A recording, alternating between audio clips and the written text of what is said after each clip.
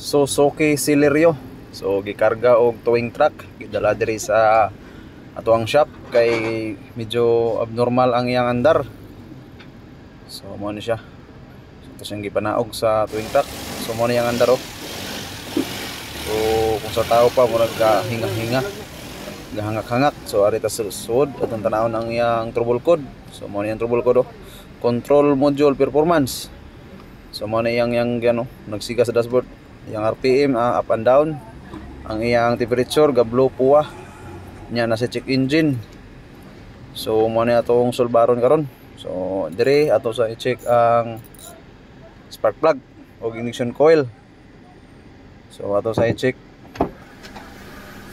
So ato sa i-check una. Yan dito tayo magkalikot. So, dire so no, okay lang spark plug. So arita sa pinaka barato nga parts. So mo ni atong gilisan. So mo ni ang daan. So mo ni siya. Since nga control module, so mo ni atong lagmuton. So mo ni siya atong gitao do.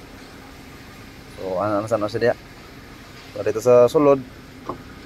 So kanina nga time man na naton ni siya program sa mag-ilsa gisiyo. So need dira program. So are testingan na to og paandar kung napabay magsiga o abnormal pa ba yang andar. So tanan na to mawala ba ang check engine. Start. Ayan, nawala yung check engine. So okay na siya. Hindi na abnormal yung andar, RPM. Ano? So tingnan natin ito sa scanner. May trouble code pa ba? Scan natin.